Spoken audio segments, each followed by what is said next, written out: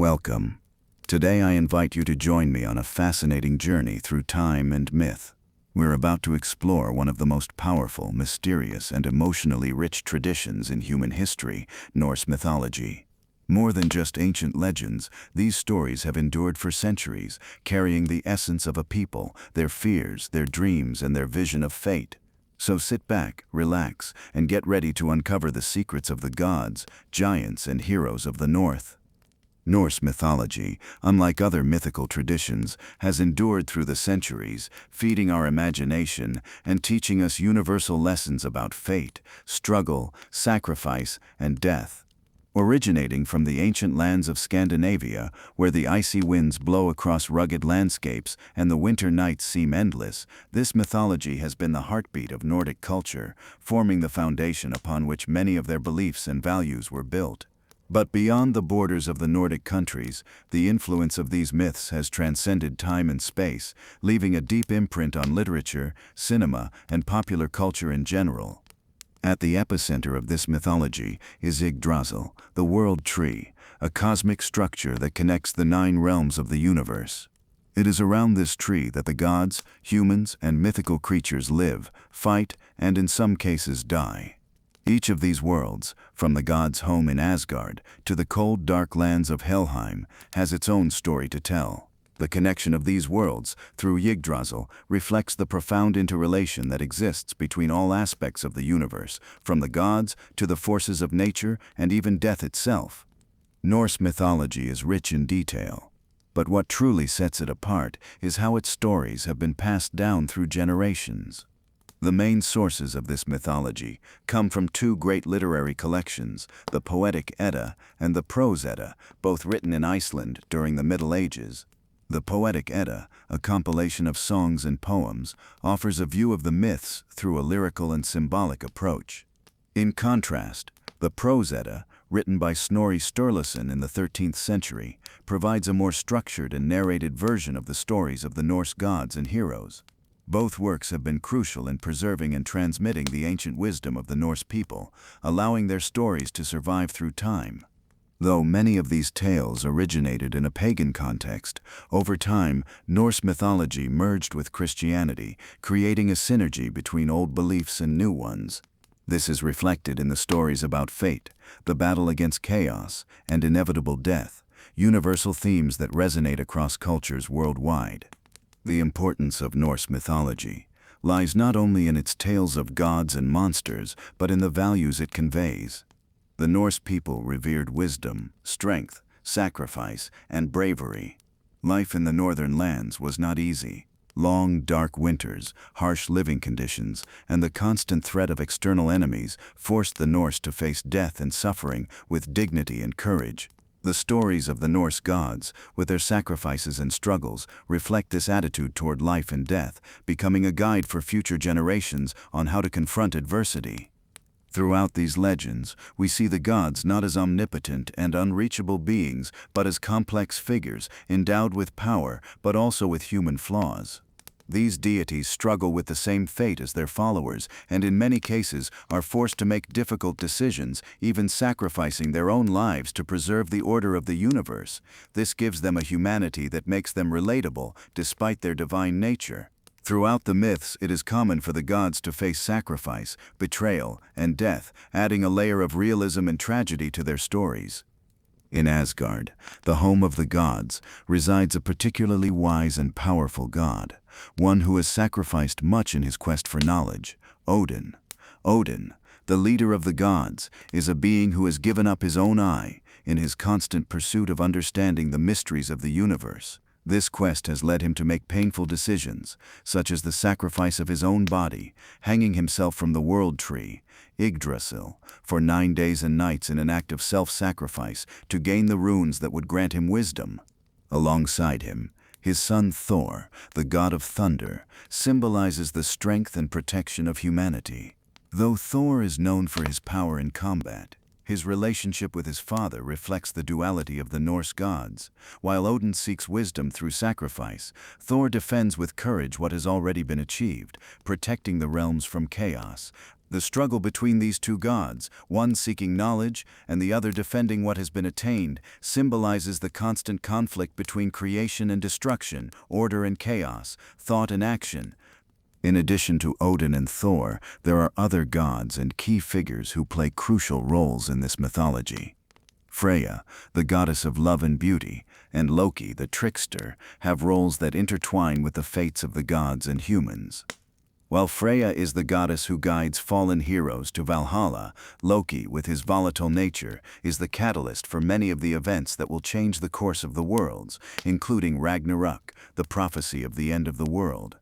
What is fascinating about this mythology is that despite being rich in divine figures, the stories also include human heroes who, though mortal, play crucial roles in the fight against the forces of chaos. These heroes, such as Sigurd the Dragon Slayer, are figures who face the impossible, and their bravery is remembered through generations. The tales of these heroes not only show us courage and determination, but also the price that is paid for challenging fate.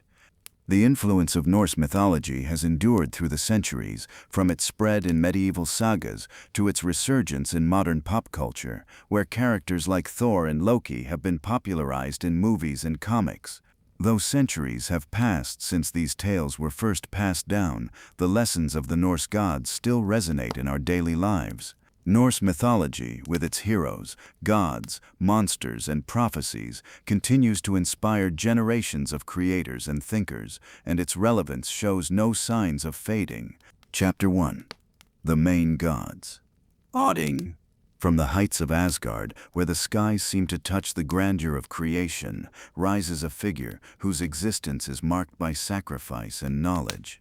This being, who watches all the worlds from his throne, has witnessed the deepest secrets of the universe.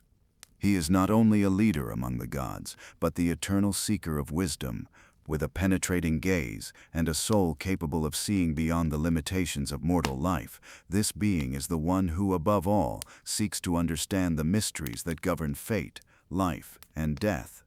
Throughout his existence, this god has demonstrated that knowledge is not easily obtained, and that sometimes the price one must pay to comprehend the secrets of the cosmos is far greater than anyone could imagine. In his desire to understand the invisible threads that connect the worlds, he made a decision that would change his life forever.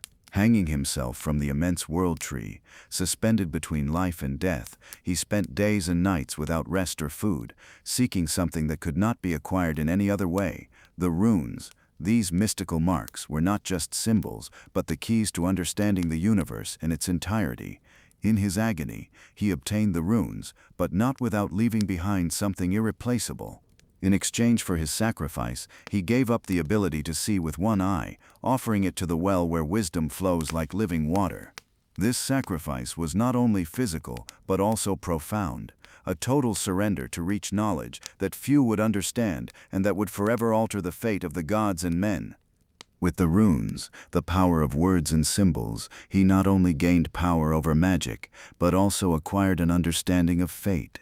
His journey did not end with the acquisition of this knowledge. On his path, he discovered that control over the future comes with its own challenges.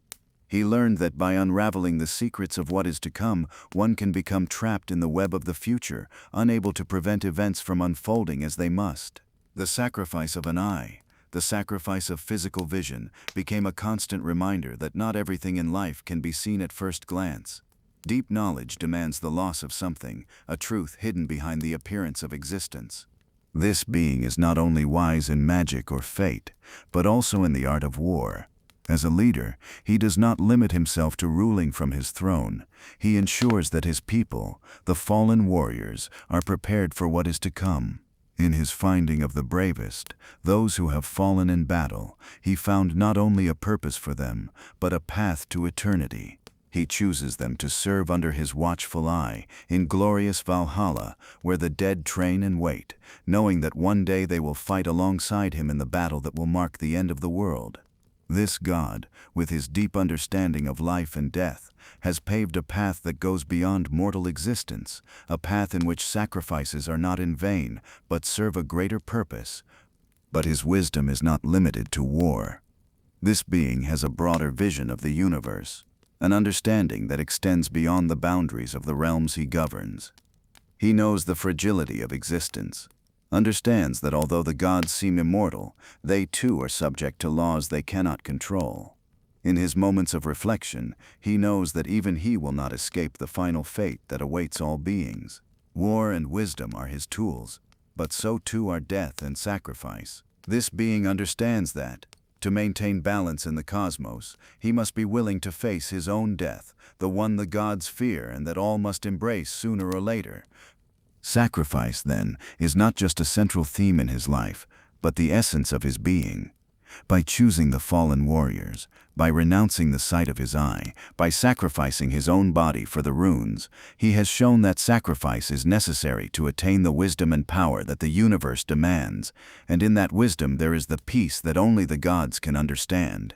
In his sacrifice, this being has established a lesson for all mortals and gods. Only through renouncing the known, only through suffering, can an understanding be reached that is not destined for all.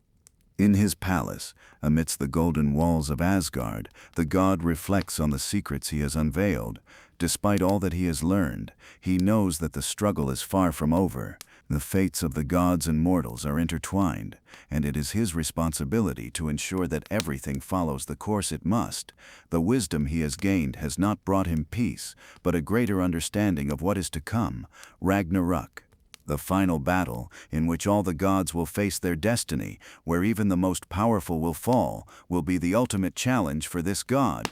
And although he knows that his end is inevitable, he also knows that the struggle never ends. The cycle continues, always, eternally. Thus, in his eternal search for wisdom, this being has marked the history of gods and mortals. He has left his mark in the legends and destinies of those who follow him. And though his journey toward knowledge has transformed him into a revered god, his story is not that of an immortal being who has reached perfection, but that of a god who through profound sacrifices has touched the limits of fate and unveiled what few can comprehend. His legacy will endure in the stories of those who will remember him, not only as the king of the gods, but as the eternal seeker of truth, the one who never stopped sacrificing, never stopped learning, never stopped living through the lessons the world offered him. Thoth, far off, in Asgard, where thunder and lightning dominate the skies, stands another god whose name is known by all the inhabitants of the 9 realms. This god is Thor, the son of Odin, but his role is not to seek hidden wisdom or to rule from a throne of power. No. His destiny is different, one that leads him to the heart of battle, to face the giants and the creatures of chaos that threaten to destroy the order the gods have established. He is a god whose essence is defined by strength, bravery, and sacrifice. Since his birth, Thor was destined to be a protector. While his father, the king of the gods, focused on the pursuit of knowledge and maintaining cosmic balance, Thor was forged in the forge of action and courage. His mother, Jord, the goddess of earth, raised him in the very heart of Asgard, surrounded by stories of the enemies the gods had to face, the giants, primordial beings that represented chaos. From a young age, Thor was prepared to fight these beings, whose power and strength knew no bounds. Thor's figure is inextricably linked to Mjolnir, his hammer, one of the most powerful weapons ever to exist. Forged by the most skilled dwarves of the realms, Mjolnir is not just a weapon, but a symbol of Thor's authority, his role as protector and defender of the realms. When Thor wields the hammer, the whole world seems to tremble, the skies darken, lightning illuminates the lands, and the roar of thunder is heard for miles around. The hammer is both his tool of combat and his link to the cosmic force that has the power to preserve the order of the world. Thor is the god who keeps the forces of chaos at bay, but his story is not limited to the victories he has achieved on the battlefield. He is a being who, although full of strength, must also deal with his fate.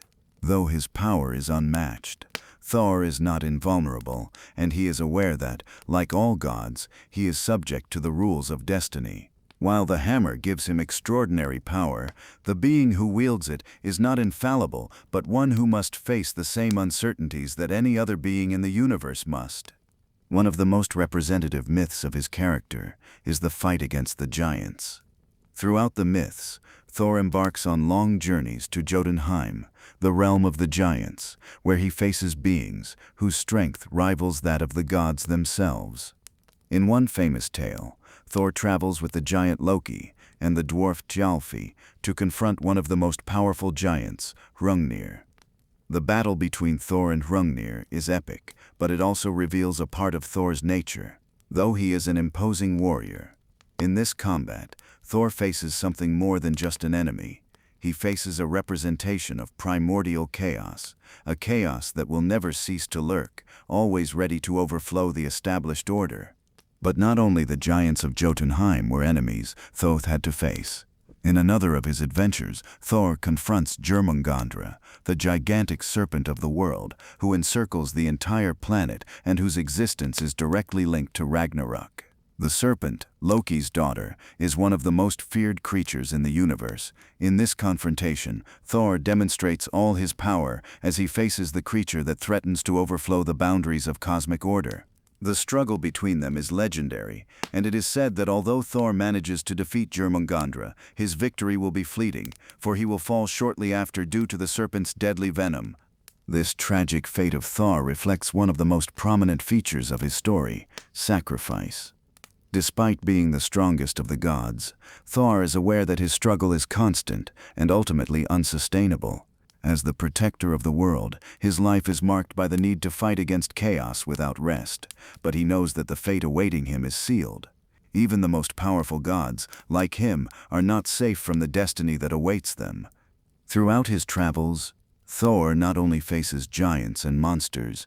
On many occasions, he also encounters the gods and creatures that inhabit the various realms. In his journey to Utgarth, the realm of the giants, he faces several challenges that test not only his strength, but also his intelligence.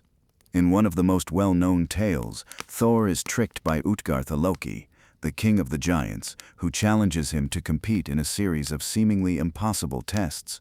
Although Thor overcomes many of these tests, such as lifting a goat or emptying a cup of mead, he ultimately discovers that these tests were not what they seemed.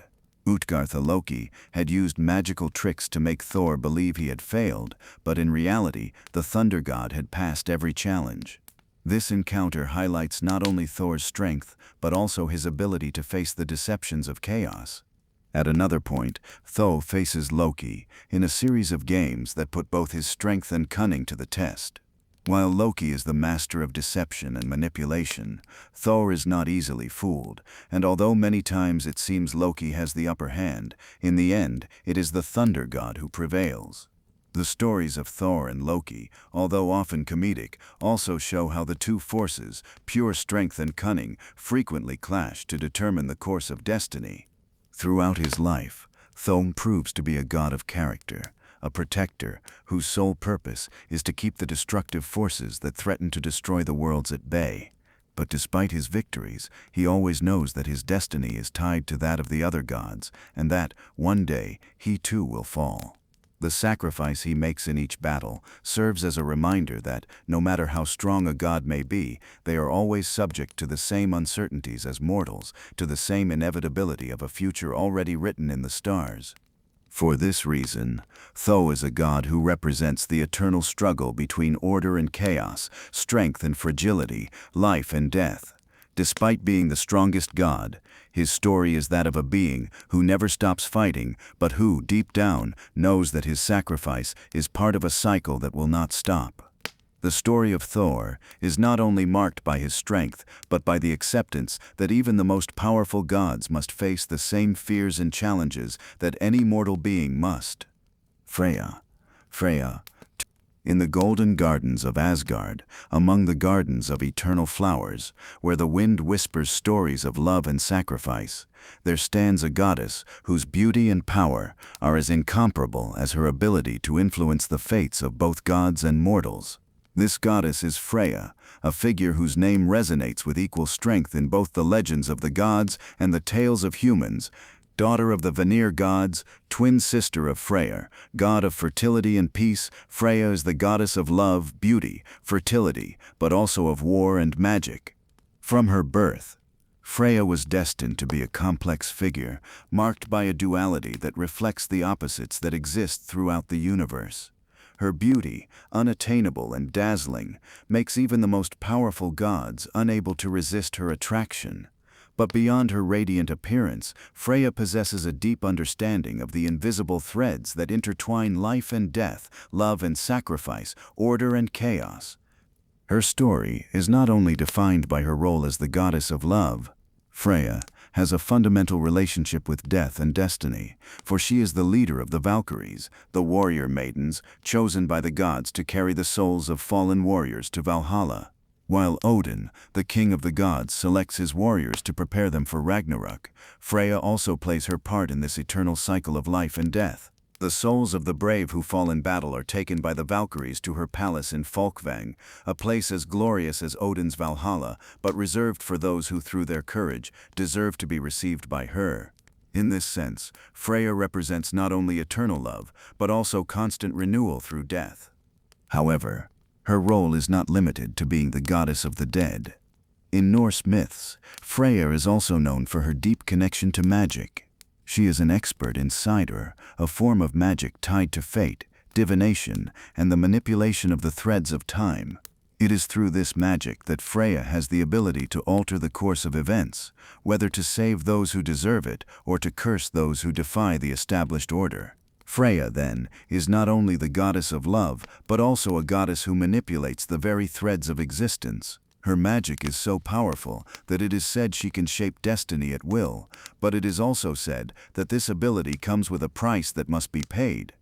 A key aspect of Freya's life is her love for Brisingamen, the golden necklace that is her most prized possession. This necklace is not only a symbol of her beauty and power, but also represents her ability to make sacrifices for what she truly desires.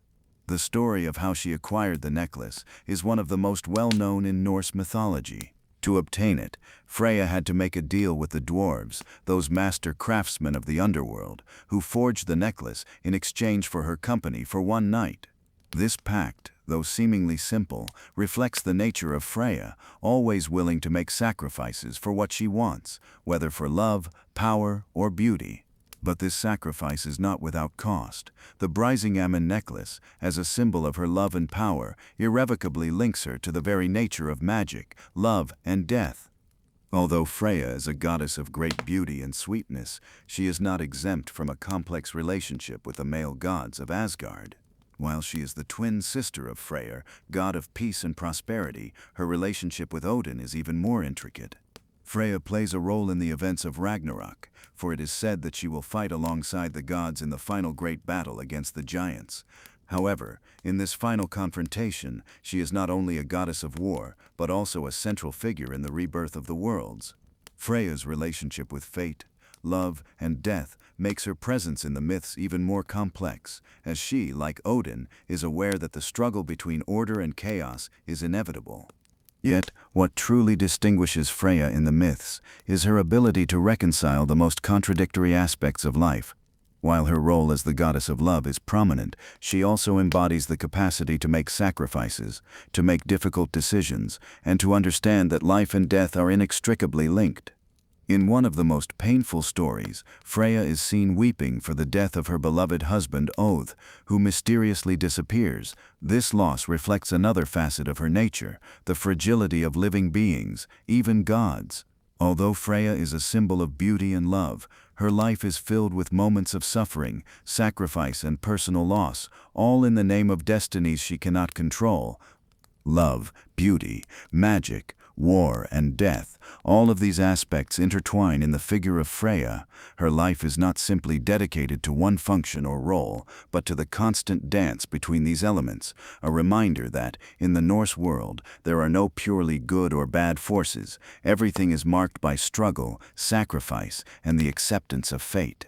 In this sense, Freya is the goddess who represents everything it means to be human, though on a divine scale, and just like the other Norse gods, her story is intrinsically linked to the sacrifices she makes and the destinies she must face.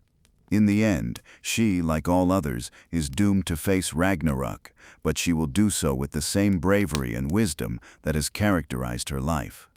The story of Freya is the story of a goddess who is not only a symbol of beauty and love, but also of the sacrifices that must be made for power, knowledge, and true love. In her gaze, we can see reflected all the desires, sufferings, and hopes that mortals feel, but also the wisdom that only a goddess can possess, a wisdom that comes at a cost that she herself pays again and again throughout her existence. Loki appeared during a fight. Since the beginning of time, when the gods created the worlds and shaped the forces of the cosmos, there has always been a presence that defies order and stability. That presence, a shadow of chaos and change, is Loki, the trickster god. Born of the giants, Loki does not adhere to the traditional rules of the gods of Asgard. His blood, mixed with that of the natural enemies of the gods, gives him an unpredictable, uncontrollable, and often dangerous nature. He is a god whose existence is characterized by contradiction and challenge, a being who not only tests the gods, but also teaches them that order is never complete and that chaos is a force that can never be ignored. From his first encounter with the gods, Loki presents himself as an intriguing being whose actions are often difficult to predict. Despite being the son of giants, he was adopted by the gods of Asgard, who did not hesitate to accept him, attracted by his cunning and intellect. Throughout the stories, Loki is shown as a close companion of the main gods, particularly Odin and Thor. He is often seen accompanying them on their adventures, but his true character is revealed over time. Loki is the god with no clear loyalties, moving on the border between good and evil, always seeking his own benefit, although at times he is forced to help the gods when his own interests align with theirs. One of the first stories that reflects Loki's complex nature is his involvement in the creation of Mjolnir, Thor's hammer. It all began when the dwarves, famous for their skill in forging magical artifacts, decided to make a bet with Loki. Defiant and confident, Loki accepted the challenge that the dwarves would forge a series of powerful weapons for the gods.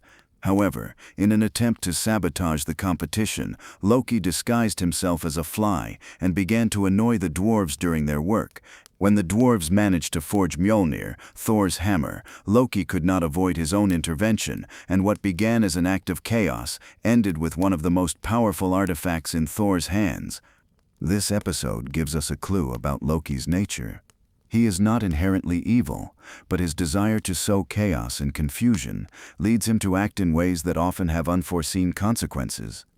Sometimes, his mischief shapes the events that alter the course of destiny.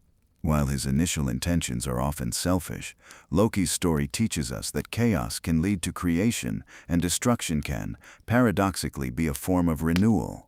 Throughout the myths, Loki becomes the catalyst for many of the most significant tragedies and transformations in the Norse universe. The most tragic of these stories is the one involving the death of Balder, the god of light.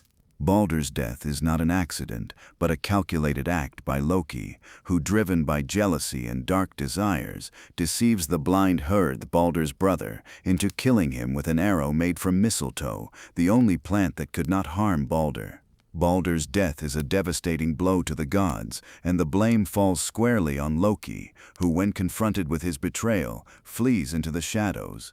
This act, though born of his cunning, sets off a series of events that will ultimately lead to Ragnarök, the end of the world. Balder's death marks a point of no return for Loki. Although he occasionally seems to collaborate with the gods, his true loyalty has always been with chaos. Loki's betrayal is not only a display of his unpredictable nature, but also a sign that the gods are not exempt from the same dilemmas and challenges as mortals. Even they, in their divine perfection, can fall victim to manipulation and deception. In Norse mythology, Loki represents that uncontrollable force of fate, that underground current that can drag everyone, even the gods, toward their inevitable end. After Balder's death, Loki becomes the declared enemy of the gods. His role as the trickster intensifies, and he is eventually captured by the gods, who punish him for his role in the tragedy that led to Baldur's end. He is bound to a rock, with the entrails of his own son as ropes, while a venomous snake drips poison onto his face, torturing him eternally. This is Loki's final image before Ragnarök, where his role as the destroyer of cosmic order becomes definitive. It is said that Loki, like many of the other gods, will fight in the final battle at the end of the world, bringing with him the forces of chaos in the form of monsters, giants, and his own offspring, such as the wolf Fenrir. In the end, Loki's story is not just that of a trickster god. It is the story of a being who, by his nature, cannot escape the forces he himself unleashes. Despite his cunning and ability to change form, Loki cannot avoid the fate that awaits him, a fate that is defined not only by the destruction he causes, but by the need for balance. Without his intervention, the gods would not have had to fight to restore order. Without him there would be no war, but there would also be no creation. Loki is the necessary chaos, the disorder that pushes the gods to evolve and face what they inevitably must face, the end of times. Baldur. In Asgard, amidst the golden walls of the celestial halls, lived a god whose presence radiated light and beauty. His name was Baldur, the god of light, purity, and joy. Unlike other gods, whose existence was marked by war or sacrifice, Baldur represented serenity and goodness. He was loved by all gods and mortals, for his heart was as bright as the sun, and his gaze reflected a peace that few could attain. Since his birth, it was said that Baldur was a gift from the gods to the world, a beacon of light that brought hope and happiness. Everything around him seemed to shine with a special light, as if the very sun had decided to dwell within him. His laughter, his character, and his goodness made him a being loved by all, even by those who in other circumstances would have been his enemies. However, the happiness that surrounded Baldur was not complete, for destiny, as in all great stories, had other plans for him, plans that could not be avoided, even by the gods. The love for Baldur was so great that his parents, Odin and Frigg, did everything in their power to protect him. Frigg, the goddess of marriage and motherhood, concerned for the safety of her son, asked all things in creation to swear that they would not harm him: fire, water, metals, animals, stones, trees, and plants. Everything that existed in the universe swore not to harm Baldur, and in her heart, Frigg believed that her son was safe from any danger. But there was one plant, though small and seemingly harmless, that had not been consulted in the oath: mistletoe. This plant, which grew in the darkest corners of Asgard, was destined to play a tragic role in the story of Baldur. The story of how mistletoe became the instrument of Baldur's death begins with the intervention of Loki, the trickster god, the one who never ceases to find ways to disrupt the order of things. Loki, knowing that Baldur's invulnerability was absolute, felt challenged by the happiness and security that surrounded the god. Driven by jealousy and anger, Loki devised a plan to end Baldur's life, an action that would mark the beginning of the end for many of the gods of Asgard. In his cunning, Loki convinced Hoth, Baldur's blind brother, to shoot an arrow made of mistletoe at his brother. Hoth, unaware of what he was doing, agreed to Loki's request, who provided the enchanted arrow and launched the projectile at Baldur. When the mistletoe arrow struck Baldur, the god of light fell dead, and the entire world was plunged into profound darkness. The tragedy of Baldur's death not only affected the gods, but also had repercussions on the balance of the worlds. The light that once emanated from Baldur was extinguished, and with it the world grew darker and colder. Baldur's death was an omen, a sign that Ragnarök, the end of the world, was near. The gods, though powerful, could not prevent what fate had prepared. The tragedy of Baldur reflects that even the purest and kindest beings are not exempt from fatality, and that even the brightest light can be overshadowed by the forces of chaos. Despite his death, Baldur did not completely disappear. In Helheim, the realm of the dead, his spirit remained alive, waiting to be rescued. The gods, especially Frigg and Hermod, Odin's son, tried once more to prevent the darkness from consuming the world. Frigg, in her grief, asked all beings of creation to weep for her son, so that he could return from the realm of the dead. Everyone, except for a malicious giantess, joined in mourning for Balder, and as he was not fully mourned, his return was made impossible. The giantess, who refused to weep for the god, represented the last piece of fate that could not be undone. However, the death of Balder was not the end of the story. His sacrifice marked the beginning of the great battle that would seal the fate of the gods and the world. In many ways, his fall was the catalyst for what was to come, Ragnarök. Without Balder's presence, the world began to crumble. The balance that had kept the gods strong was now broken, and the darkness of death and destruction loomed over all. Although Balder's death was tragic, it was also the beginning of a process of renewal. As death is part of the eternal cycle of life, Balder's sacrifice, his purity, and his beauty would be the legacy that marked the rebirth after Ragnarök. The sacrifice of this god of light would not be in vain, for it is said that, in the future, the world would rise again from his ashes, and the gods and men would have a second chance to write their destinies. The story of Balder, more than just a simple tragedy, is a reminder that, in Norse mythology, even the brightest light must face the darkness, and that sacrifice is necessary for the universe's cycle to continue. Balder, the god of light, beauty, and joy, left an indelible mark on the memory of the gods and in the history of the 9 realms, a mark that, although marked by pain and loss, is also the seed of hope amidst the darkness that is yet to come. Chapter 2. The Giants. At the farthest reaches of creation, beyond the ordered realm of the gods of Asgard and the peaceful land of mortals in Midgard, dwell the Jotun, the giants, primordial beings as old as the universe itself. Though often seen as enemies of the gods, their existence is not limited to mere opposition. The Jotun are cosmic forces, manifestations of chaos, the primal, the wild, and the untamable, and their relationship with the gods is marked by a conflict that goes beyond war and hatred. It is a struggle inherent to the very nature of the universe, a battle destined to exist as long as the 9 realms continue their course. The origin of the Jotun dates back to the earliest moments of creation, when the cosmos was still a chaotic void, where the fire of Muspelheim and the ice of Niflheim met, separated, yet undestroyed. From the collision of these 2 elements, Ymir was born, the first giant, a primordial being, who despite his colossal size, was the source of all creation. The body of Ymir, a giant made of ice and fire, contained within itself the seeds of all life. The Jotun were not born as separate creatures or antagonists, but as fragments of what was once Ymir, linking them to the very essence of the universe, for they are, in some ways, responsible for the creation of the world that the gods will inhabit. Ymir, in his existence, generated new giants, and his blood became the oceans, his flesh the earth, his bones the mountains, and his skull the sky that covers all the worlds.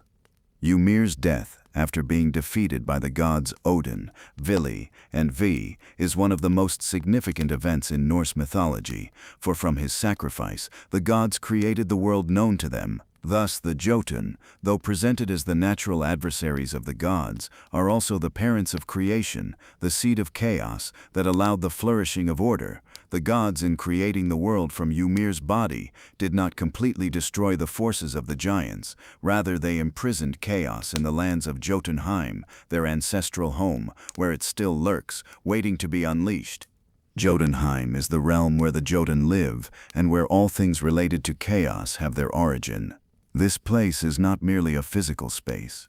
It is a reflection of the primary forces of the universe, what cannot be governed by the logic or order of the gods. Jotunheim is not just a realm of giants, it is the realm of the unmeasured, the wild, and the uncontrollable. While Asgard is a place of divine realms, laws, and order, Jotunheim is a place without clear boundaries, where the very nature of existence is found in its rawest and most primal form. Throughout the myths, the Jotun are not limited to being mere enemies.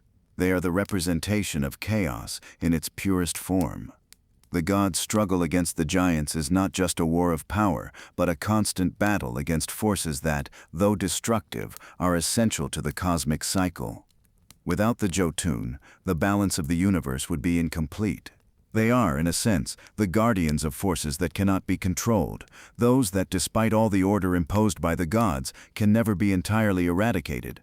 The Jotun represent the primordial force of creation and destruction, which, ultimately, is the engine of the universe's renewal. Loki. The connection to the Jotun. One of the most intriguing figures in Norse mythology is undoubtedly Loki, the trickster. Though often associated with the gods of Asgard, the truth is that his nature is deeply connected to the Jotun. Loki, son of a giant, is a hybrid figure.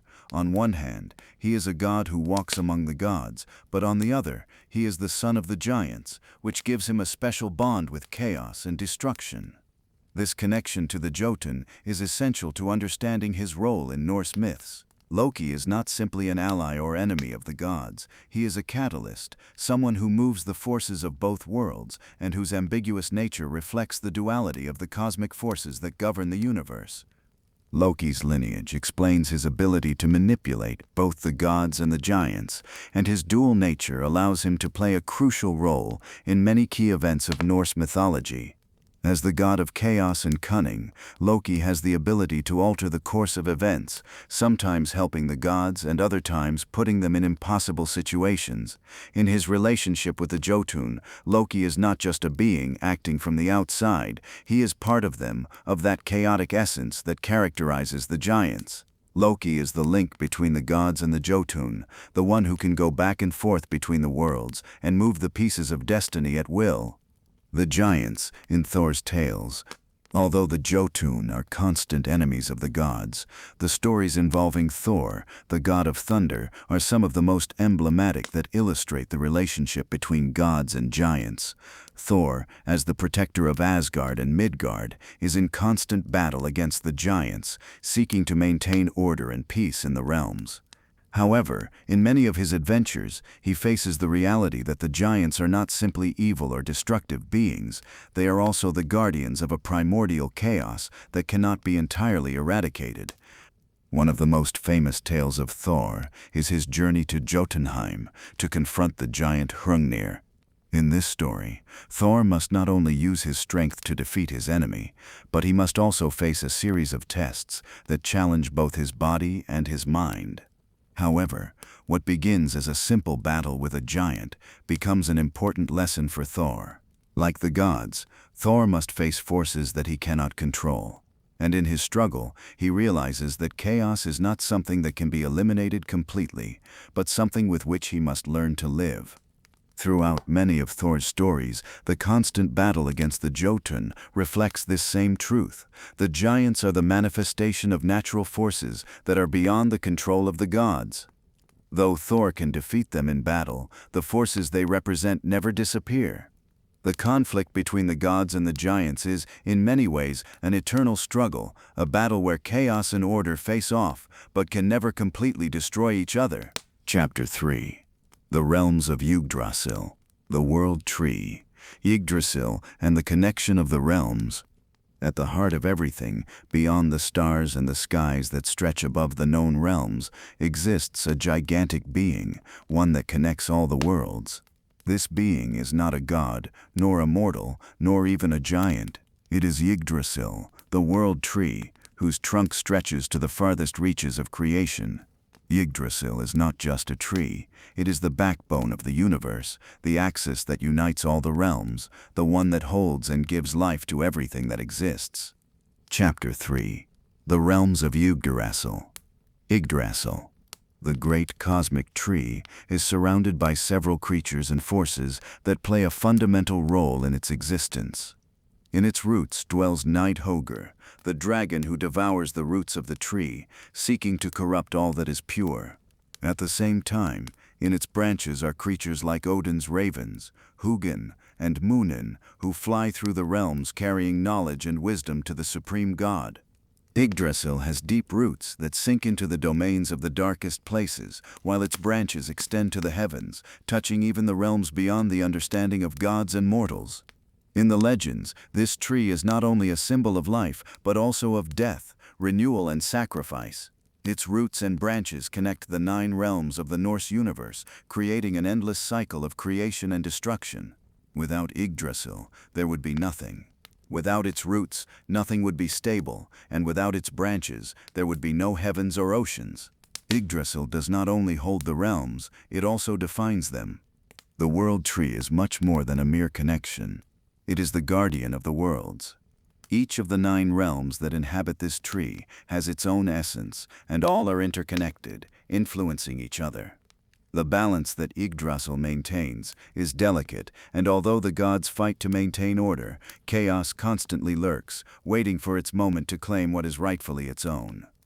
At the pinnacle of Yggdrasil lies Asgard, the realm of the Aesir gods. This is a glorious, radiant place where the palaces of the gods rise toward the sky, monuments to power, wisdom, and majesty.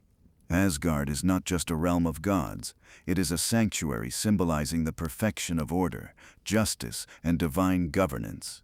However, even in this realm, where the most powerful of gods reside, there is constant vigilance over the balance of the world. Asgard, the realm of the gods. Odin's home, the leader of the gods, is the center of everything in Asgard. His Valaskjalf, the Hall of the Throne, allows Odin to observe all the realms, rule with wisdom, and make decisions that affect the destinies of the beings who inhabit the worlds. From his throne, the god can see the tensions developing in all corners of the universe. However, his presence and power are not absolute, and although he is seen as the leader, he too is caught in the same cosmic tensions that affect the other gods. Within Asgard, there is also Valhalla, the glorious hall of the fallen heroes. This place is not just a dwelling for the brave warriors who have died in battle, but a symbol of the gods' purpose, the continuous struggle for victory, strength, and protection. The Einherjar, the warriors chosen by Odin, live in Valhalla, waiting for the arrival of Ragnarök, the end of the world, where they will face the giants in one final battle that will determine the fate of all the realms. The gods of Asgard, though powerful and revered, are not invulnerable. Even in their highest place, where the light of the sun shines continuously, the gods face the danger that constantly lurks from the other realms, especially from Jotunheim, the land of the giants. Although the gods fight tirelessly to protect Asgard and the cosmic balance, the giants are a constant reminder that chaos and destruction are always lurking, waiting to overflow the order the gods have established. Midgard, the realm of humans. The humans of Midgard are under the protection of the gods, especially Thor, the god of thunder, who travels through the skies to defend them from the destructive forces of the giants and other evil creatures. Though Midgard is a world filled with beauty and life, it is also filled with dangers. The gods, despite their power, cannot prevent the forces of chaos, represented by the Jotun, from threatening the world of humans. The presence of Fenrir, the giant wolf, and Ginnungagap, the serpent of the world, is a constant threat that threatens to plunge Midgard into chaos. The relationship between the gods of Asgard and the humans is complex. While the gods defend mortals from the threats that come from the chaotic realms, they also know that the fate of humans is uncontrollable. Mortals, though subject to the forces of fate, possess a spark of independence that makes them unique in the universe. Through their actions, humans can change the course of events, and this is why the gods feel so connected to them despite their power. Beyond Asgard, in the center of the world tree, lies Midgard, the realm of humans. Midgard is a place filled with wonders and dangers, where mortals live, fight, love, and die. This realm is surrounded by a vast ocean, an ocean that stretches to the horizon and is guarded by Jormungandr, the gigantic serpent who encircles the entire world and waits for the moment when the final chaos will be unleashed. Despite the constant threat, Midgard is the only realm where mortals have the power to change their fate, where human will can alter the course of time. Jotunheim, the realm of the giants. In the vast darkness that lies beyond Asgard is the realm of the Jotun, or giants, a world full of chaos, monsters, and primordial forces that defy the established order. Jotunheim is not just a realm of giants, but a place where the laws of nature are more flexible, where brute strength, destruction, and chaos prevail over civilization and order. The Jotun are the opposites of the gods of Asgard. They represent nature in its most primitive form, unrestricted and without the desire for submission. Although the Jotun are, in many tales, the declared enemies of the gods, their role in the universe is much deeper. The Jotun are not merely evil or destructive beings, they are the fundamental forces that cannot be tamed, those that represent chaos's ability to change and transform the world. Without the Jotun, there would be no balance, because chaos and order are complementary forces, not opposites. The gods of Asgard fight against the giants because they are the manifestation of what they cannot control. However, the Jotun are not mere antagonists. They are an integral part of nature itself, the forces that keep the wheel of the cosmos in motion. The struggle between the gods of Asgard and the giants of Jotunheim is a constant throughout the Norse myths. The gods of Asgard, though powerful, must face the destructive forces of the Jotun, who always seek to overthrow the established order.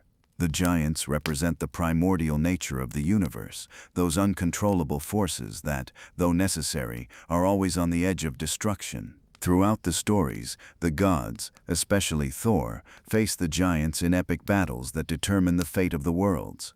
But despite the gods' victories, chaos always returns, showing that the battle never ceases. The long struggle between the gods and the giants. Vanaheim, the realm of the Vanir gods. On the outskirts of Asgard, where life and nature flow without restrictions, lies Vanaheim, the realm of the Vanir, gods who represent the forces of fertility, nature, and prosperity. The Vanir are not gods of war, nor warriors like the Aesir of Asgard, but gods of the earth, the seas, and the winds, whose primary concern is the abundance of life. Freyr and Freya, gods known for their connection to peace and fertility, are two of the most prominent members of the Vanir. These gods embody peace, prosperity, and harmony with nature. But, as in all Norse mythology, the story of the Vanir is not without conflict. In ancient times, the Vanir and the Aesir waged a brutal war, a conflict that defined not only their differences, but also their futures. Although the Vanir initially fought against the Aesir, in the end, the two groups came to a peace agreement, symbolized by the exchange of hostages. The Vanir sent Njord, the god of the sea, and his children Freyr and Freya to live in Asgard, while the Aesir sent Mimir and Honir to Vanaheim. This peace, though seemingly simple, established an alliance that would endure, for the Vanir and Aesir would come to understand that their differences were not only necessary, but complementary to the balance of the cosmos. The realm of the Vanir is one of abundance, where the seasons change with a softness that reflects the balance between the earth and its children. The fields of Vanaheim are fertile, rivers gently cascade over valleys, and trees grow in abundance. Here, life is more tranquil and flowing than in the more chaotic realms, such as Jotunheim or Muspelheim, and is governed by the wisdom of the gods who work to ensure the prosperity of the worlds. Alfheim, the realm of the light elves. Despite their relative peace, Vanaheim remains a realm full of power and wisdom. The Vanir control the seasons, planting, harvesting, and bring abundance to the world of mortals. In a way, the Vanir are the guardians of natural balance, keeping the forces of chaos represented by the Jotun at bay and ensuring that the cycle of life continues uninterrupted. Above the green meadows of Yggdrasil, where the light shines with intensity, lies Alfheim, the home of the light elves, ethereal beings whose beauty is more dazzling than anything the gods have created. The elves of Alfheim are the guardians of nature in its purest form, magical beings who live in harmony with the trees, rivers, and the air that flows between them. Their connection to light and magic makes them powerful beings, capable of influencing the world through nature itself.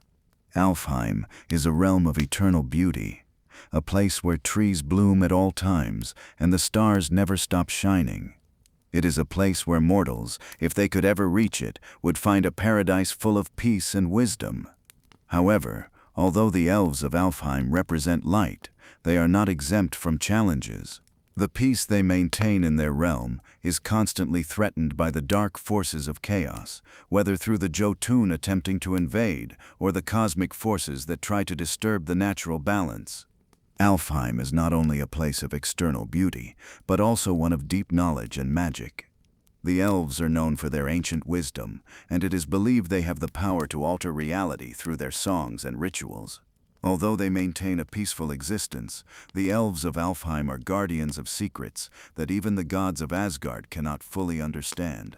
Their bond with light, both physical and spiritual, gives them a special connection with the purest elements of the universe, those not tainted by corruption or chaos. Alfheim, the realm of the light elves. Niflheim is a desolate place where the souls of the dead who were not collected by the war gods must rest. Those who died of non-glorious causes, those who were not fallen warriors, are taken to Niflheim, where they remain in darkness, ruled by Hellar. This is a realm that reflects death and the stillness of the end, where the cycle of life closes in an eternal slumber. In the depths of the universe, where cold and darkness reign, lies Niflheim, the realm of ice and death. Niflheim is a shadowy place, where eternal mists cover everything, and the eternal ice spreads across the landscape. Here the forces of death and cold govern the realm, and the creatures that inhabit it are as somber as their surroundings. This realm is ruled by Hel, Loki's daughter, who is in charge of overseeing those souls who did not deserve to go to Valhalla or to Freya's Folkvangr. The realm of the elves is not only a symbol of beauty, but also of the unattainable. The elves represent the part of the universe that is so pure and perfect that it remains separate from mortals. Only those who are worthy of entering their domain can witness their true magnificence. This realm represents the darkest part of the universe, the place to which beings arrive at the end of their journey. Though it is somber and icy, Niflheim is not merely a place of death. It is also the beginning of a cycle, the place from which renewal arises. Without death, there could be no life, and Niflheim, though filled with darkness, is essential for the functioning of the cosmos. At the other end of Yggdrasil, in the hottest and most chaotic lands, lies Muspelheim, the realm of fire.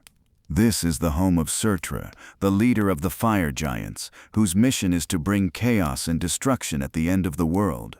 Muspelheim is a realm of eternal fires, where flames never die out, and where the heat burns everything it touches. The inhabitants of this realm are creatures of fire, beings whose power is as destructive as the very fire that consumes the world. Muspelheim is the place of chaos and destruction. It is a realm that represents the end of order, the dissolution of everything the gods of Asgard have created. Surtur, with his flaming sword, is the ultimate destroyer, who in Ragnarök will carry out the total destruction of the cosmos. But despite its destructive nature, Muspelheim is also a place of renewal. In its chaos, the purifying fire destroys the old to make way for the new. Thus, the realm of fire is also the beginning of new cycles, which will continue after the end of the world, when Ragnarök has occurred. Each realm plays its part in the creation and destruction of the universe. Together they form a whole that represents both order and chaos. While the gods struggle to maintain peace and balance, the forces of the giants, chaos and destruction constantly lurk, reminding them that fate is never fully controllable, that the eternal cycle continues to turn, and no one can stop it. Helheim, the realm of the dead. The 9 realms that Yggdrasil connects are more than just worlds. They are manifestations of cosmic forces that interact, clash, and mix, creating an eternal cycle of life, death, and renewal. Each of these realms represents a different dimension of existence, from the light of Alfheim to the frozen depths of Niflheim. Though separated by vast distances and diverse cosmic laws, all the realms are interconnected, influencing one another in a constant balance that can never be fully understood or controlled.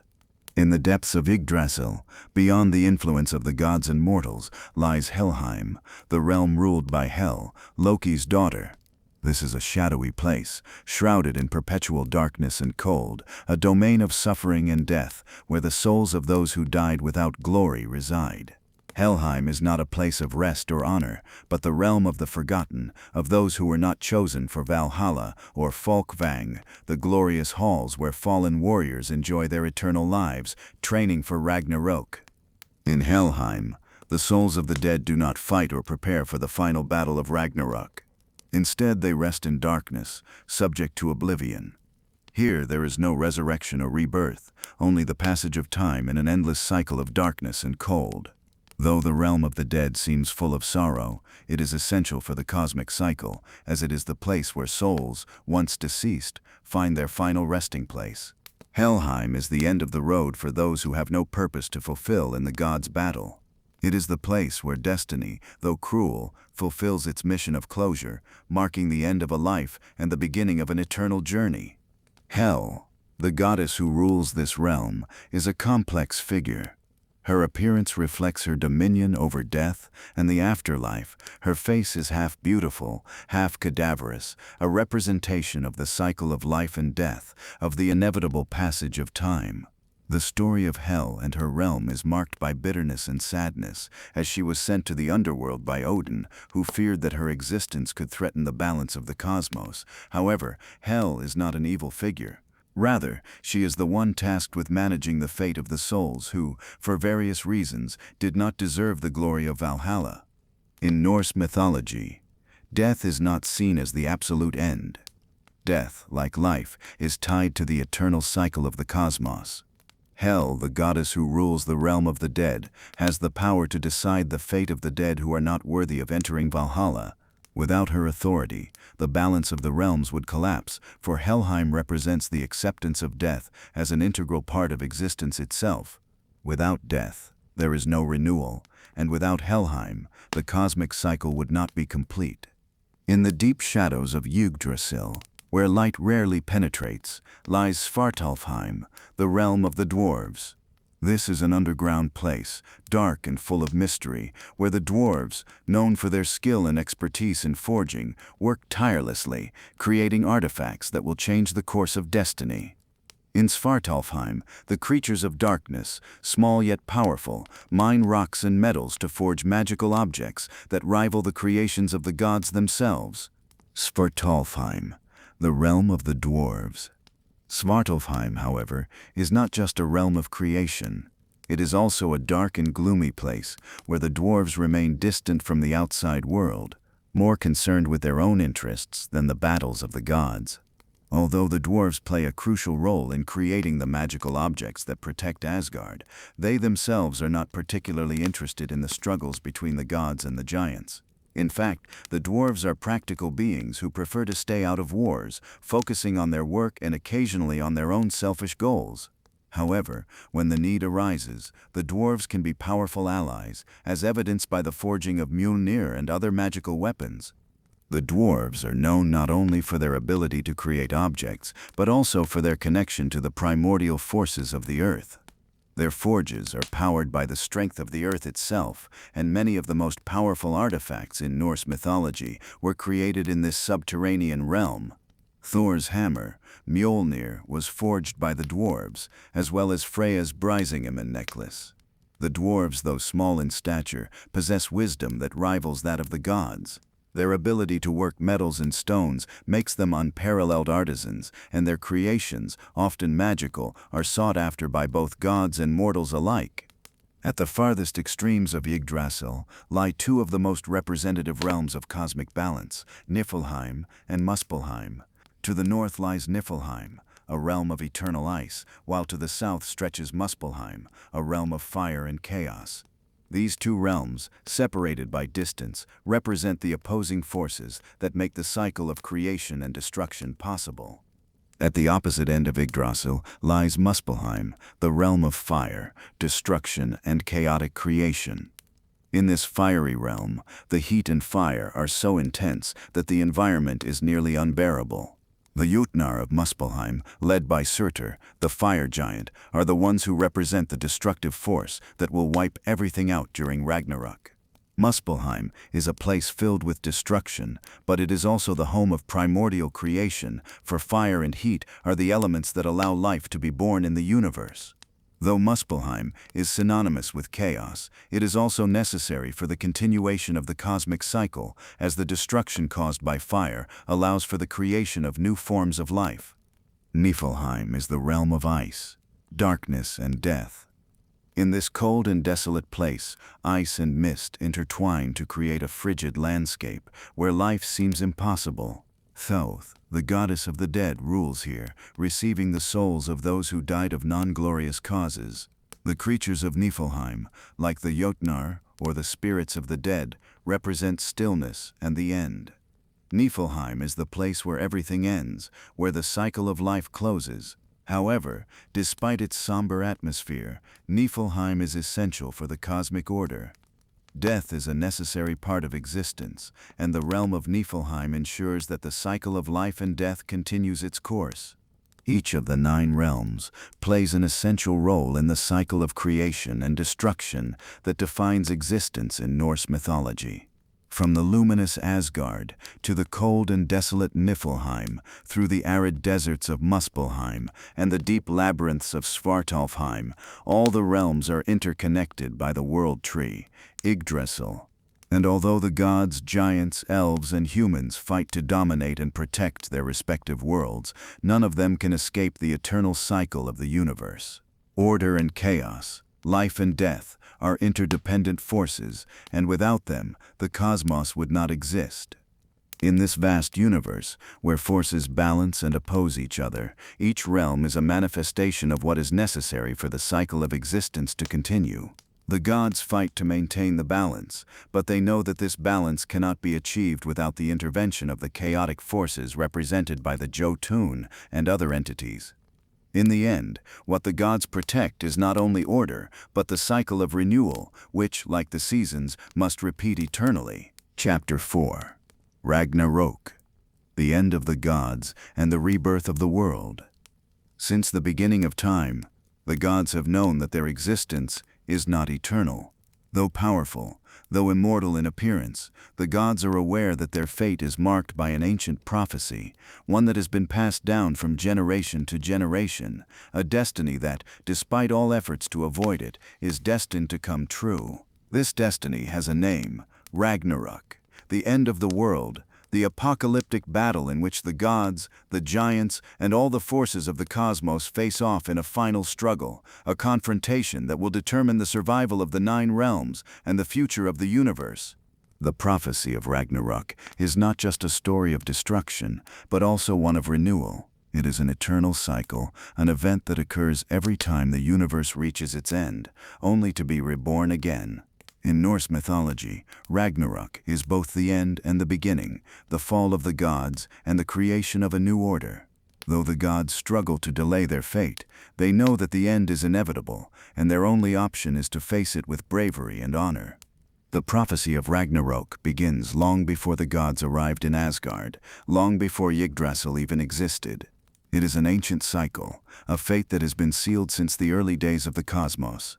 It is said that the arrival of Ragnarök will be preceded by a series of ominous signs, events that mark the beginning of the end. These omens, which spread throughout the universe, are the warning that the world is about to enter its final phase. Among the most significant signs are the eternal winter, known as Fimbulwinter, which covers the entire earth in unrelenting cold, and the death of Balder, the god of light, whose fall marks the entry of chaos. The Fimbulwinter is a winter that lasts 3 full years, during which the sun and moon are devoured by the wolves, Skurl and Hati, who chase the stars across the sky. With the disappearance of the light, darkness and cold take over the earth, sowing chaos in all the realms. During this time, humanity is plunged into despair, and morality and order begin to crumble. Wars erupt among men, bonds of friendship and brotherhood break, and the world is filled with violence and desolation. This is the prelude to the end, the first sign that Ragnarök is near. The death of Balder, who represents light and purity, is another crucial omen of Ragnarök. The fall of Balder, caused by Loki's betrayal, marks the end of the era of the gods of light and the beginning of a new cycle in which chaos and darkness will dominate. Balder's death is not only a tragedy for the gods, but also a symbol of the fragility of all that exists. Even the most powerful gods, those who have ruled the universe for eons, cannot escape the fate that awaits them. The Battle of Ragnarök is not an ordinary war. It is the ultimate confrontation between the forces of order, represented by the gods of Asgard, and the forces of chaos, represented by the giants of Jotunheim, the monsters and destructive creatures that have been lurking in the shadows. In the prophecy, it is said that the great army of the giants will be led by Loki, who has allied with the Jotun and his monstrous children, like Fenrir, the giant wolf, and Jormungandr, the world serpent. Together, these beings bring with them darkness and chaos that will destroy the cosmic order. The battle will be so fierce that there will not be a single corner of the universe untouched by the clash of forces. The sun will darken, the skies will tear, and the earth will tremble beneath the steps of the combatants. The creatures of chaos, led by the giants, will launch an attack against the gods and their allies, fighting until the entire world is engulfed in destruction. The serpent Jormungand will be freed from the ocean where it has been trapped, and its immense body will encircle the earth, preparing the stage for the final struggle. Fenrir, the giant wolf, will be freed from his prison and face Odin, the leader of the gods. It is said that Fenrir will devour Odin, consuming one of the most powerful gods in the universe. However, Odin's death will not be in vain, as his sacrifice will be part of the eternal cycle that will lead to the creation of a new world. Although Fenrir will kill Odin, he will be defeated by Odin's son, Vithar, who will avenge his father and destroy the wolf, finally breaking the cycle of chaos that has plagued the gods for eons. In this final confrontation, the gods and the giants will annihilate each other. Thor will fight against Jormungandr, the serpent that encircles the world, and although he will defeat the creature, he will also fall victim to its venom, leaving the earth submerged in darkness. Other gods, like Freya and Tyr, will also lose their lives in the battle, each facing the creatures and monsters that represent chaos and destruction. Though Ragnarök will be an apocalyptic battle, bringing the death of the gods and the destruction of many of the 9 realms, Norse mythology does not view death as an absolute end. Ragnarök is merely the closing of a cycle, the end of an era, but also the beginning of a new one. After the final battle, when the forces of chaos have ravaged the known world, the 9 realms will be reborn, purer and brighter than before. The earth will be purified by fire and chaos. After the devastation, it is said that the earth will rise from the waters, renewed and full of life. The gods who have survived Ragnarök, like Vithar and Vali, will continue to rule, and new gods will arise to take their places, marking the beginning of a new era. 2 humans, Lif and Lif and Lif, will be the survivors of humanity, and from their descendants, new generations of mortals will emerge. Lif will begin anew, and the cycle of creation, destruction, and rebirth will continue. Ragnarök, though tragic and destructive, is a necessary process for the ongoing flow of life in the 9 realms. Through destruction, the ground is prepared for creation, and although many will fall in the final battle, others will take their place in the new cycle. Norse mythology teaches that, though the end of the gods may be painful and terrifying, it is only a part of the eternal cycle of life, where death and life intertwine inseparably. Chapter 5: The Heroes and Mythical Creatures. In the vast tapestry of Norse mythology, alongside the gods and giants, there are other beings whose role in the universe's cycle is equally essential: the heroes and mythical creatures. These characters and creatures not only have a direct impact on the stories of the gods, but they also represent the forces that shape the history of mortals, facing challenges, monsters, and fate itself. The Norse heroes are not mere mortals, but figures that challenge the limits of humanity, becoming symbols of bravery, sacrifice, and destiny. On the other hand, the mythical creatures, ranging from terrible monsters to magical beings, are both the guardians of the secrets of the universe and the agents of chaos and destruction. The Valkyries are the celestial warriors, daughters of Odin, entrusted with choosing the fallen heroes in battle and taking them to Valhalla, the hall of fallen warriors. Their mission is not only to collect the souls of the heroes, but also to prepare these warriors for the final battle, Ragnarök, where they will fight alongside the gods against the forces of chaos. The Valkyries are depicted as majestic figures, clad in shining armor and riding winged horses, with the ability to fly through the skies and take the souls of warriors with just a touch of their spear. Their role is essential in Norse mythology, as without them, the fallen warriors could not enter Valhalla, a sacred place where men who die in battle train for the final battle. The Valkyries are more than mere servants of Odin. They are figures of great power and wisdom, capable of deciding who deserves to be called to Valhalla and who will be forgotten. Each Valkyrie has her own personality and abilities, but all share a common purpose: to serve the All-Father, ensuring that only the bravest and most honorable reach the Hall of Heroes. However, the Valkyries are not invulnerable. As in many stories of Norse mythology, their fate is also marked by Ragnarök. Though they fight with bravery and honor, it is known that many of them will fall in the final battle, for the fate of the gods and the heroes is sealed, and the struggle against chaos is one that cannot be avoided. The Einherjar are the fallen warriors in battle who have been chosen by the Valkyries and brought to Valhalla. There they live an eternal existence, training and fighting every day to prepare for the final battle of Ragnarök. Though the Einherjar have died on earth, their life in Valhalla is more glorious than any mortal existence. In this realm of honor and combat, the warriors enjoy an eternal feast, where the meat of a magical boar named Sarimnir never runs out, and mead flows endlessly. After each battle, the Einherjar heal and prepare for the next fight, knowing that their ultimate fate will be to fight in the war that will bring an end to the gods. The Einherjar are symbols of bravery and sacrifice. Their life in Valhalla serves as a reminder that heroes do not die, but become the defenders of the universe in the final battle. They are essential figures in Norse mythology, representing the ideal of the brave warrior who fights for his honor and his people without fear of death. Like the Valkyries, the Einherjar are destined to participate in Ragnarök, where they will fight alongside the gods in a desperate struggle against the giants and the forces of chaos. One of the most emblematic heroes in Norse mythology is Sigurd, the protagonist of the famous Völsung saga. Sigurd is a hero of epic proportions, a man whose destiny is marked by his bravery, his ability to forge his own path, and his confrontation with one of the most fearsome dragons in the universe, Fafnir. Sigurd, also known as Siegfried in the Germanic versions of the saga, is the son of Sigmund, a legendary hero, and Hjordis, a woman of great beauty. From his birth, Sigurd was destined for greatness. His story begins when Regin, the dwarf blacksmith, tells him about the treasure guarded by the dragon Fafnir, who, after becoming a monstrous creature, takes possession of gold that once belonged to the gods. Sigurd, driven by the desire to obtain the wealth and prove his worth, decides to confront the dragon. With the help of his magical sword, Gram, which was given to him by his father, Sigurd kills Fafnir, and by drinking the dragon's blood, he gains the knowledge of the languages of animals, allowing him to understand the voices of nature. However, Sigurd is not simply a hero of brute strength.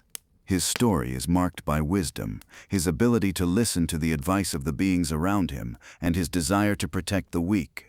Throughout the saga, Sigurd faces numerous challenges, including his relationship with Gudrun, the daughter of King Juki, whose life is marked by tragedy and betrayal. Sigurd's story, which includes love, war, sacrifice, and vengeance, is one of the most complete tales in Norse mythology, and his legacy as an immortal hero is a symbol of honor and bravery in the fight against evil. Among the most fearsome creatures in Norse mythology is Fenrir, the gigantic wolf, son of Loki and Angurbotha, a giantess from Jotunheim. Fenrir is a primordial figure representing the force of chaos and destruction. From his birth, Fenrir was recognized as a powerful creature, and his destiny was marked by a prophecy that warned the wolf would cause the death of Odin during Ragnarök. The gods, fearful of Fenrir's power, tried to keep him captive from an early age. They chained him multiple times, but the wolf broke each of his chains with ease, demonstrating his uncontrollable strength. Finally, the gods decided to trick Fenrir with a magical chain created by the dwarves called Gleipnir, which appeared to be a delicate rope but was as strong as iron. Despite his doubts, Fenrir agreed to be bound by Gleipnir, but only on the condition that one of the gods place his hand in his mouth as a sign of trust.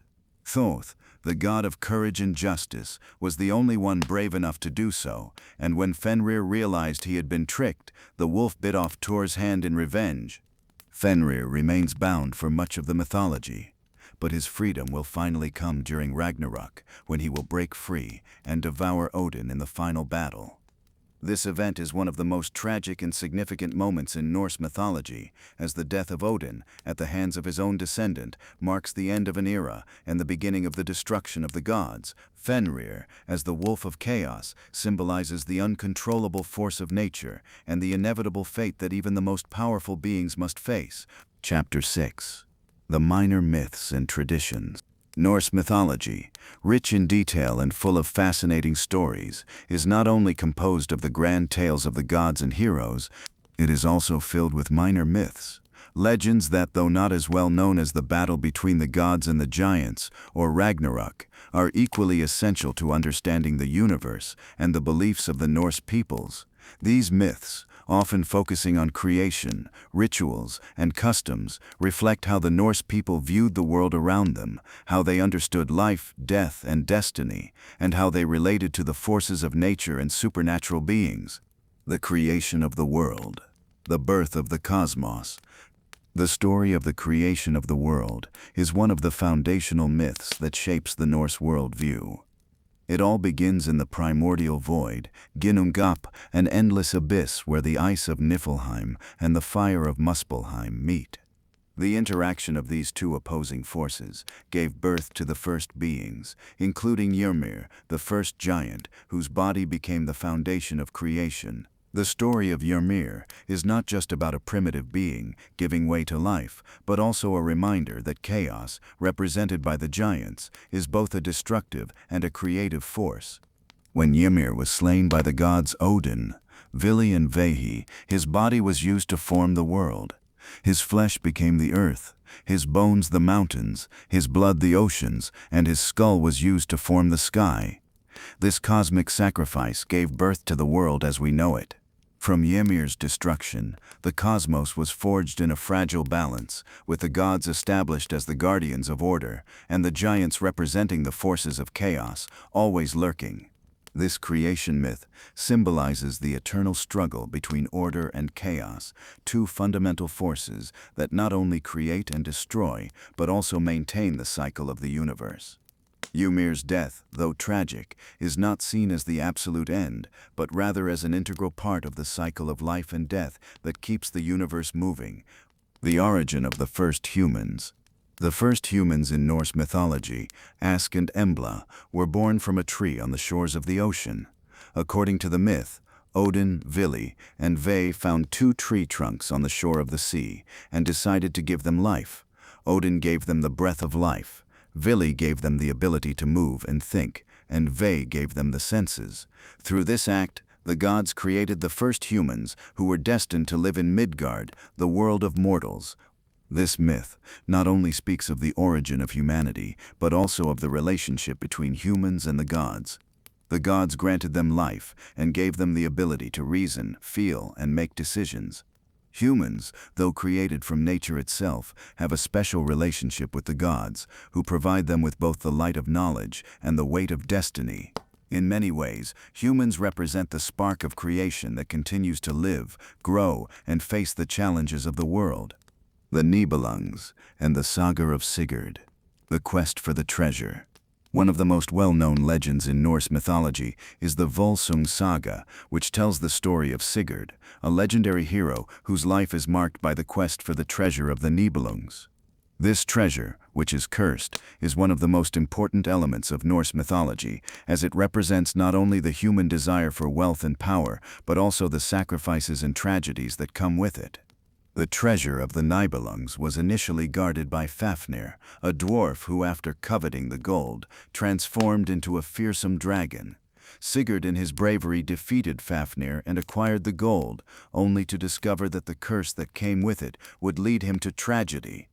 This saga is not only a story of heroism and struggle, but also of love, vengeance, and destiny, in which Sigurd finds himself trapped by forces he cannot control, both the gold and the broken promises of those around him. The story of the Nibelungs reflects the Norse view of life as a cycle of struggle, sacrifice, and tragedy. The treasure, despite its apparent value, is only an illusion of power that ultimately destroys all those who seek to possess it. The iconoclastic controversy, the conflict of sacred images. In Norse mythology, representations of the gods and sacred symbols play a crucial role in the transmission of power and knowledge. However, over the centuries, religious iconography became a subject of conflict and controversy, especially regarding the worship of sacred images. The myth of the iconoclastic controversy deals with the destruction and forgetfulness of the ancient temples and religious symbols and how this reflected the changing relationship of the Norse people with their gods. This conflict symbolizes the tension between the past and the present, between tradition and innovation. The destruction of images of the gods not only represents the fall of ancient symbols of power, but also the transformation of Norse society, which shifted from a world of deeply religious beliefs to a more pragmatic one focused on survival. The ancient temples, statues, and wooden idols were replaced by new forms of devotion and veneration as the Norse began to adopt new beliefs and practices. This myth reflects a fundamental aspect of Norse mythology: constant change. Just as the gods struggle to maintain order in the universe, mortals also struggle to adapt to a world in constant transformation. Religious beliefs, customs, and ways of life are subject to the same cycle of creation, destruction, and renewal that characterizes the 9 realms. Rituals and customs, the daily life of the Norse. In addition to the great stories of gods and heroes, Norse mythology also includes a series of rituals and customs that were an integral part of the daily life of the Norse peoples.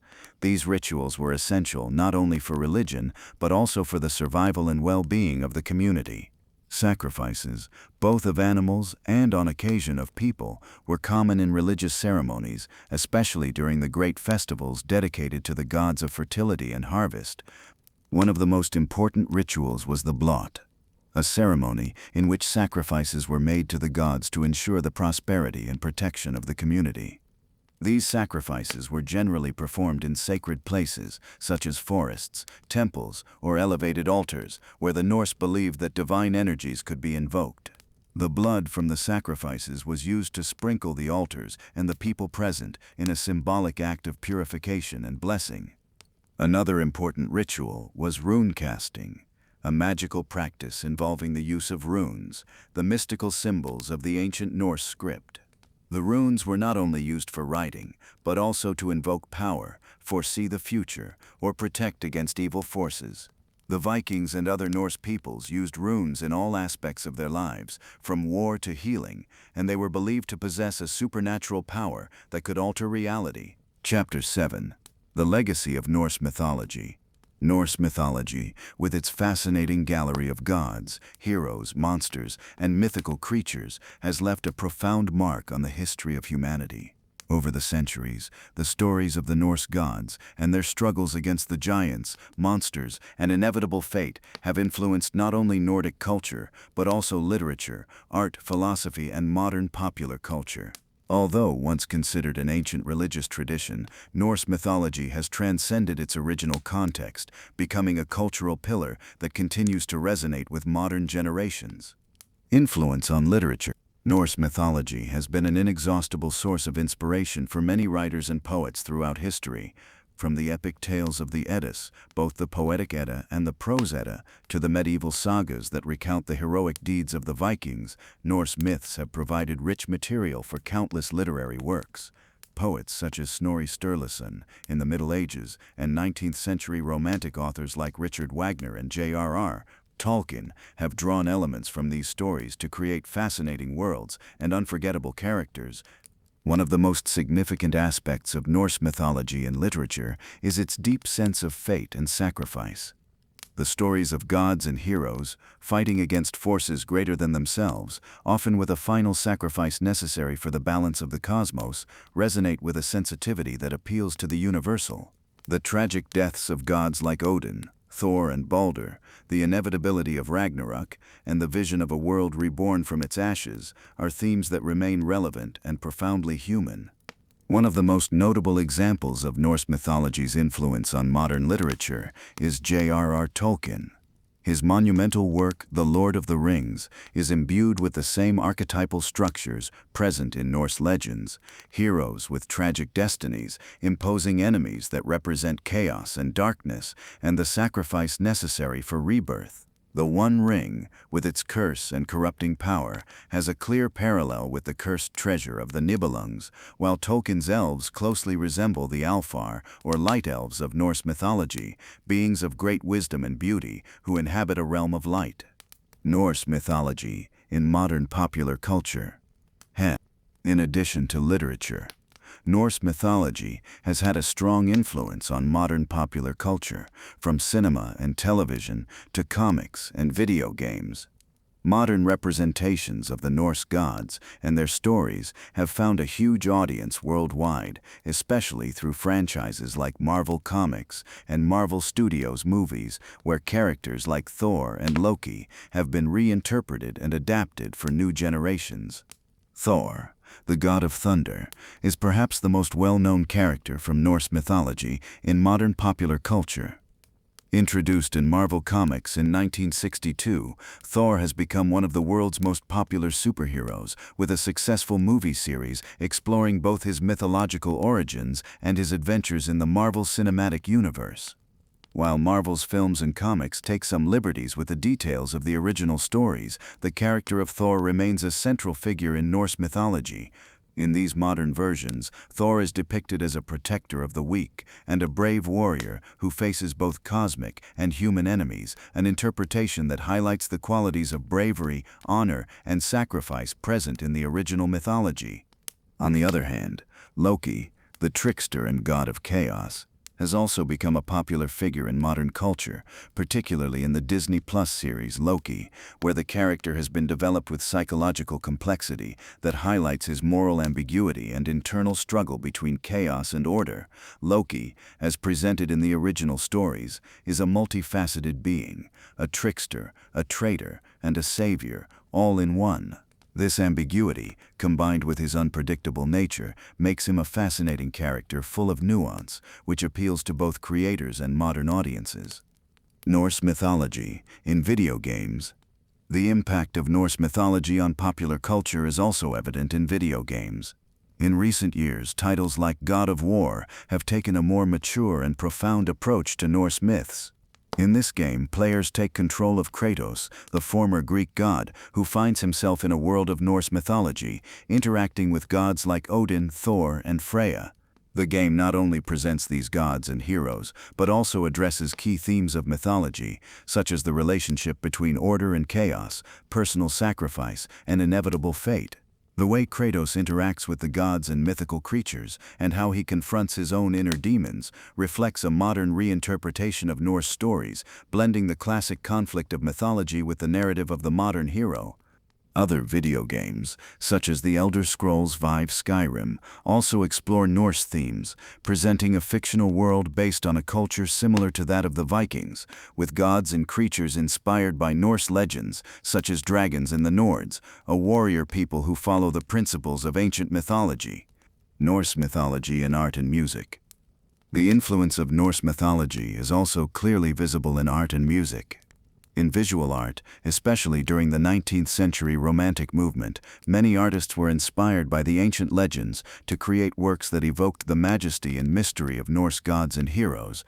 Painters like John Bauer and Gustav Klimt used elements of Norse mythology in their works, creating images of dragons, elves, and mythical warriors that remain popular to this day. In music, Norse mythology has also left its mark, especially through composers like Richard Wagner, whose operas, such as the famous Der Ring des Nibelungen, are inspired by Norse legends. Wagner's opera explores themes of power, betrayal, love, and sacrifice, all essential elements in Norse mythology, and his compositions are based on the ancient stories of the Nibelungs and Ragnarök.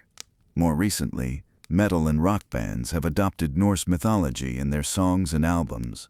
Groups like Amon Amarth, Enslaved, and Bathory have drawn inspiration from the Norse epics to compose heavy music that evokes the epic and dramatic atmosphere of the sagas. The lyrics of these bands often include references to gods, heroes, and mythical creatures, showing how Norse mythology continues to be a rich source of inspiration for contemporary artists.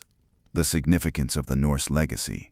The legacy of Norse mythology is not only found in its stories and characters, but also in the lessons they teach about destiny, sacrifice, and rebirth. The idea of an eternal cycle of creation and destruction, represented by Ragnarök, is a deeply philosophical view that has influenced Western thought.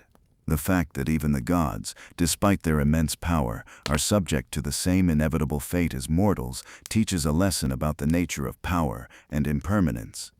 The figure of the Norse hero, willing to fight to the end for their ideals, regardless of the consequences, is an ideal that still resonates today, especially in a world where challenges seem ever greater.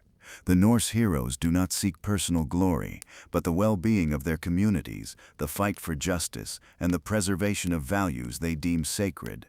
Norse mythology, therefore, offers us not just a set of fascinating stories about gods and creatures, but also a way of understanding the world, a reflection of humanity's universal struggles.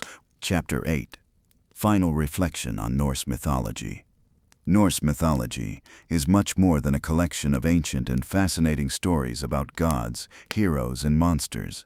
Its relevance lies not only in the richness of its narratives, but also in the universal themes it addresses, themes that continue to resonate deeply in modern culture.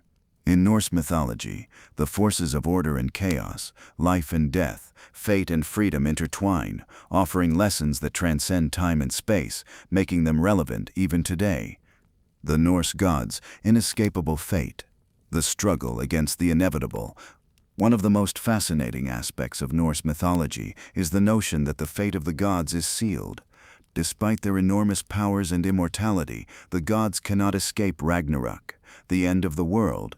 This concept of inescapable fate reflects the Norse understanding of life in the universe as a perpetual cycle where creation gives way to destruction and eventually to renewal.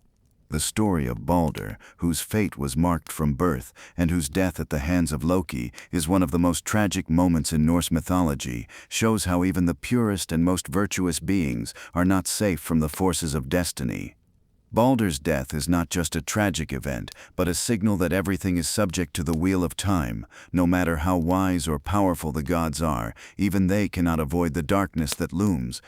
This concept of inevitable fate resonates with the human condition. Death, loss, suffering, and personal tragedies are universal experiences that we all face. Norse mythology invites us to reflect on our relationship with fate, and how, despite the difficulties, we must find the strength to move forward.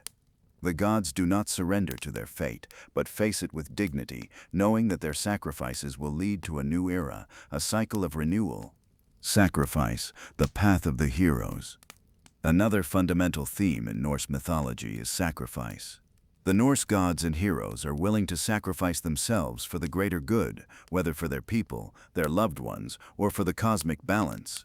Odin's sacrifice on Yggdrasil is a clear example of this ideology.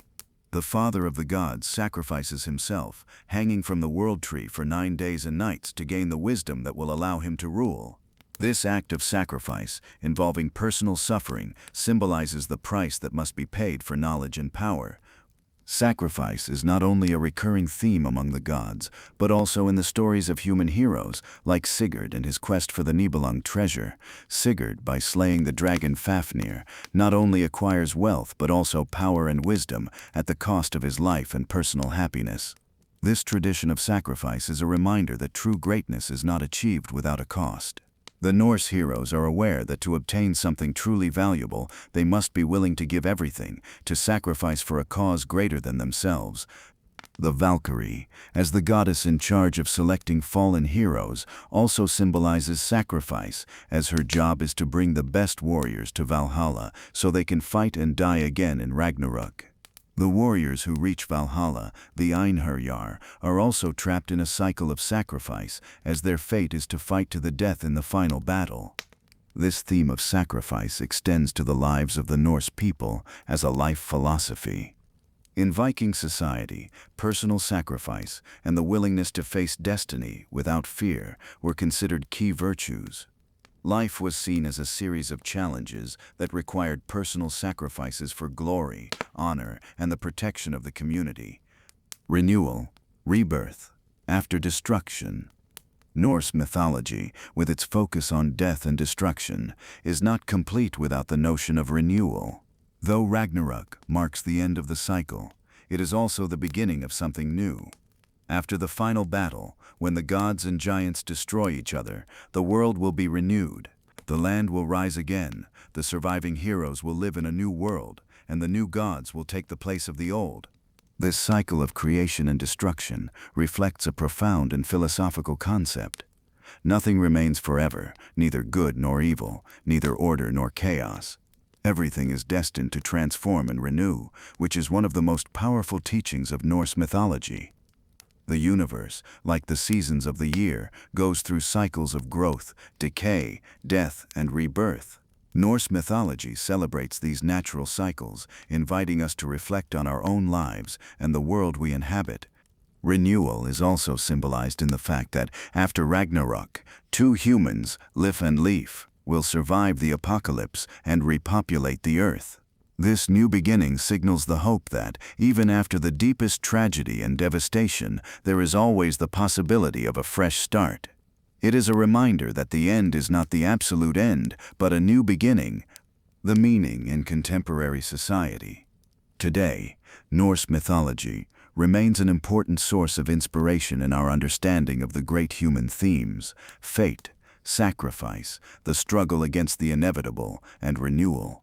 In a world where the forces of chaos, uncertainty, and constant transformation are so evident, the teachings of the Norse gods invite us to find courage in the face of adversity, to confront our fate without fear, and to know that, even if the cycle of life takes us down difficult paths, there is always the opportunity for a fresh start. The legacy of Norse mythology is ultimately a reminder that our lives are part of a greater cycle. Though we may feel small in the vastness of the universe, our actions, our sacrifices, and our struggles contribute to the creation of a larger world, one in which, like the gods, we face our battles and in the end find redemption through renewal.